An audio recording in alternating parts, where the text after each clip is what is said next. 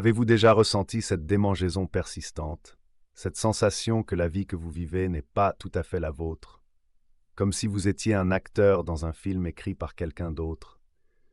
Ce sentiment, mes amis, est l'écho de votre potentiel inexploité, un appel à l'éveil stoïcien. La philosophie stoïcienne, loin d'être une doctrine poussiéreuse, est un guide pratique pour conquérir la liberté intérieure et vivre une vie alignée avec nos valeurs.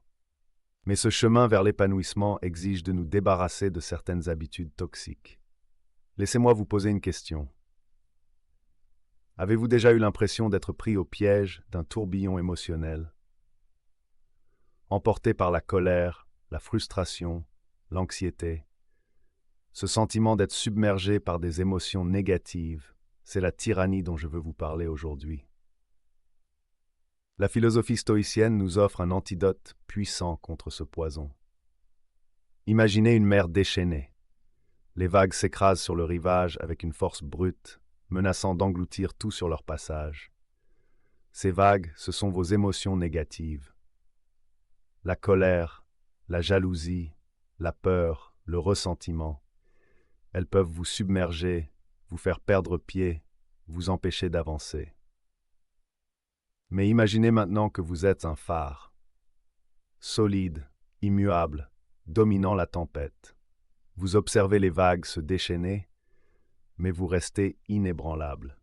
C'est l'état d'esprit que la philosophie stoïcienne nous invite à cultiver. Marc Aurèle, empereur romain et stoïcien, a écrit « Notre vie est ce que nos pensées en font ». Cette citation, apparemment simple, renferme une vérité profonde.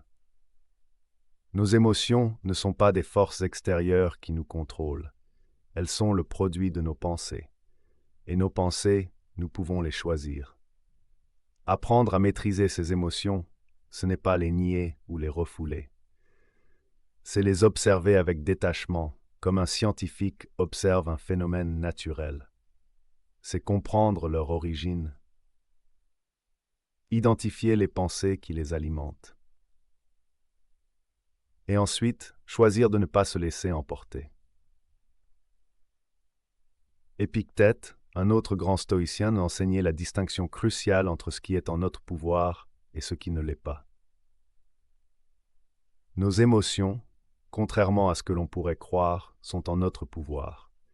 Non pas dans le sens où nous pouvons les supprimer d'un claquement de doigts, mais dans le sens où nous pouvons choisir comment y réagir. Alors, la prochaine fois que vous sentirez monter en vous une vague d'émotions négatives, prenez une grande inspiration. Observez-la. Identifiez la pensée qui l'a déclenchée. Et demandez-vous, cette pensée est-elle vraiment utile? Me sert-elle à quelque chose?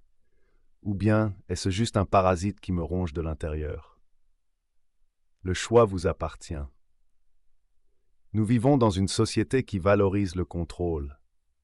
On nous dit qu'il faut contrôler notre image, notre carrière, nos relations, nos finances, voire même le cours des événements. Mais combien de choses pouvons-nous réellement contrôler? Pas grand-chose, n'est-ce pas? Et pourtant, nous nous épuisons à courir après cette illusion de contrôle. Nous nous accrochons à l'idée que nous pouvons tout maîtriser. Et lorsque les choses ne se passent pas comme prévu, nous sommes frustrés, déçus, voire même désespérés. Les stoïciens avaient compris une chose essentielle. La clé du bonheur ne réside pas dans le contrôle du monde extérieur, mais dans le contrôle de soi. Épictète, esclave affranchi devenu philosophe, nous a laissé un enseignement précieux à ce sujet. Il distinguait entre ce qui est en notre pouvoir et ce qui ne l'est pas. Qu'est-ce qui est en notre pouvoir? Nos pensées, nos jugements, nos actions, nos aspirations. En d'autres termes, notre monde intérieur. C'est là que se trouve notre véritable liberté. Qu'est-ce qui n'est pas en notre pouvoir? Tout le reste. Les événements extérieurs, les actions des autres, la météo, la maladie, la richesse, la réputation. Tenter de contrôler ces choses, c'est comme essayer de retenir le vent dans ses mains. C'est une entreprise vaine et épuisante. Imaginez que vous êtes un archer. Votre objectif est d'atteindre la cible. Vous pouvez contrôler la façon dont vous vous tenez, votre respiration, la tension de la corde, la direction de votre flèche. Mais vous ne pouvez pas contrôler le vent qui souffle ni la pluie qui tombe. Un archer sage accepte ces éléments extérieurs et adapte son tir en conséquence. De la même manière, un stoïcien sage accepte ce qui est hors de son contrôle. Il ne gaspille pas son énergie à lutter contre l'inévitable. Il concentre toute son attention sur ce qu'il peut contrôler, sa réponse aux événements, ses choix, sa perception du monde. Lâcher prise sur ce que nous ne pouvons pas contrôler, ce n'est pas de la résignation passive, c'est un acte de libération. Cela nous permet de nous concentrer sur l'essentiel, de vivre pleinement le moment présent et de trouver la paix intérieure, même au milieu du chaos. Alors, posez-vous la question, à quoi vous accrochez-vous inutilement? Qu'est-ce que vous pouvez lâcher pour enfin respirer librement? Dans notre monde hyper connecté, la tentation est grande de chercher la validation à l'extérieur de soi. Les likes sur les réseaux sociaux, les compliments des collègues, l'approbation de la famille, tout cela devient une drogue. On se sent bien quand on reçoit des marques de reconnaissance et on en redemande. Mais que se passe-t-il lorsque cette source de validation se tarit? Lorsque les likes se font rares, lorsque les compliments cessent, lorsque l'approbation se transforme en critique, notre estime de soi s'effondre. On se sent vide, inutile, perdu. La recherche de la validation extérieure, c'est comme construire sa maison sur le sable. Le moindre coup de vent peut la faire s'écrouler. Les stoïciens nous invitent à construire notre maison sur un terrain solide, notre propre jugement. Sénèque, le philosophe stoïcien et conseiller de Néron, nous a laissé un héritage de sagesse intemporelle. Il écrivait « Ce n'est pas parce que les choses sont difficiles que nous n'osons pas, c'est parce que nous n'osons pas qu'elles sont difficiles. » Cette citation s'applique parfaitement à la quête de la validation extérieure. Nous avons peur de nous fier à notre propre jugement. Peur d'être rejetés, peur d'être seuls. Alors nous cherchons l'approbation des autres pour nous rassurer. Mais la vraie force, le vrai courage, réside dans la capacité à se détacher du regard des autres, à se forger sa propre opinion, à suivre sa propre voie, même si cela signifie aller à contre-courant. Imaginez un arbre qui pousse au milieu d'une tempête. Le vent souffle fort, la pluie tombe à torrents, mais l'arbre reste debout. Ses racines sont profondément ancrées dans le sol et il ne se laisse pas perturber par les éléments extérieurs. De la même manière, un individu qui a cultivé une forte estime de soi, une confiance en son propre jugement, ne se laisse pas déstabiliser par les opinions des autres. Il sait qui il est, ce qu'il vaut et où il va. Alors posez-vous ces questions. Qu'est-ce qui est vraiment important pour vous? Quelles sont vos valeurs, vos aspirations? Et surtout, êtes-vous en train de vivre votre vie ou celle que les autres attendent de vous? Le moment est venu de prendre les rênes de votre existence et de vous libérer du besoin constant d'approbation. Le moment est venu de cultiver votre propre jardin intérieur. On vit dans une société de consommation. On nous bombarde de publicités qui nous promettent le bonheur, grâce au dernier smartphone, à la voiture de luxe, à la maison de rêve. On nous fait croire que le bonheur se trouve dans l'accumulation de biens matériels. Mais est-ce vraiment le cas? Regardez autour de vous. Combien de personnes possèdent tout ce qu'elles désirent et pourtant se sentent vides, insatisfaites, malheureuses? L'attachement aux biens matériels, c'est un piège. On court après des possessions, pensant qu'elles nous apporteront la sécurité, le prestige, le bonheur. Mais ces choses sont éphémères. Elles peuvent nous être enlevées à tout moment. Et même si nous les conservons, le plaisir qu'elles nous procurent s'estompe rapidement. On s'habitue au confort, au luxe, et on en veut toujours plus. C'est un cycle sans fin. Les stoïciens avaient compris cette illusion. Ils savaient que le vrai bonheur ne réside pas dans ce que l'on possède, mais dans la qualité de nos pensées, de nos actions, de nos relations. Ils prônaient la simplicité volontaire, le détachement des biens matériels.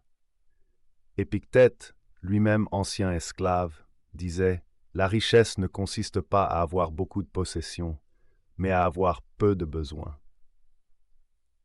Une phrase simple, mais tellement puissante.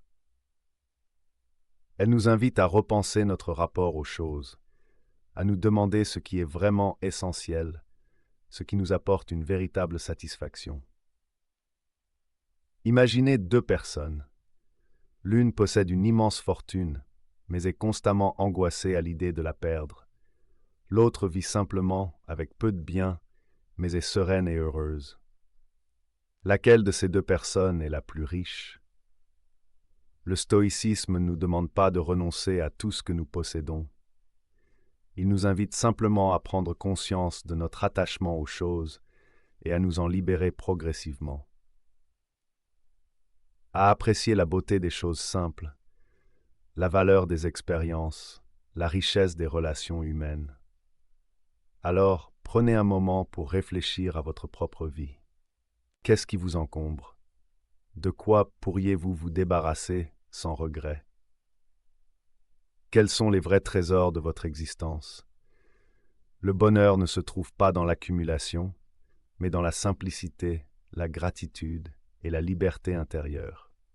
Le changement. Un mot qui évoque à la fois l'excitation et l'appréhension. L'inconnu nous attire et nous effraie en même temps. On s'accroche à la routine, à la familiarité, même si elle ne nous satisfait pas pleinement. On préfère la sécurité de l'habitude à l'incertitude du changement. Mais la vie, c'est le changement. Tout est en perpétuelle transformation. Les saisons changent, les relations évoluent, nous-mêmes changeons au fil du temps. Résister au changement, c'est comme essayer d'arrêter la rivière de couler.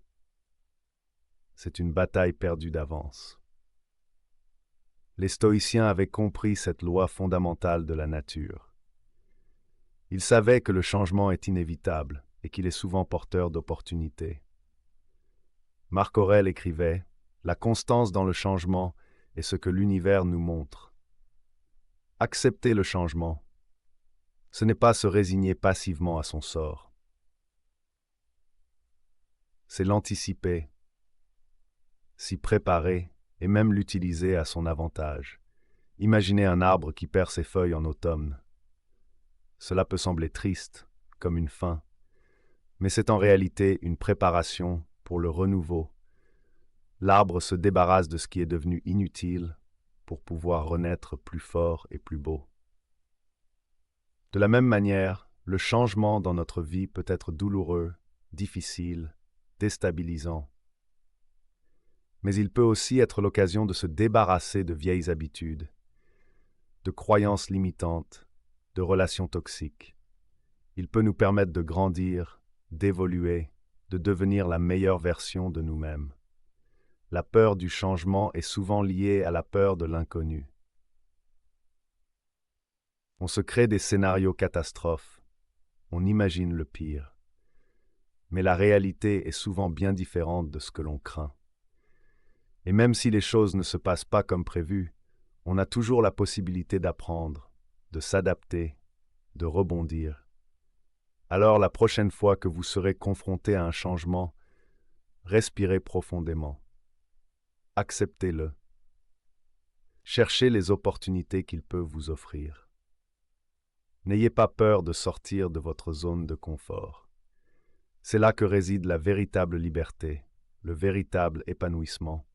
C'est en embrassant le changement, que vous pourrez vivre pleinement votre vie avec toutes ses surprises et ses merveilles. Merci beaucoup d'avoir regardé. Si vous avez aimé cette vidéo, n'oubliez pas de mettre un pouce bleu et de vous abonner pour plus de contenu comme celui-ci. J'adore lire vos commentaires, alors n'hésitez pas à en laisser un en dessous pour continuer la discussion. Partagez cette vidéo avec vos amis pour faire passer le message. À la prochaine.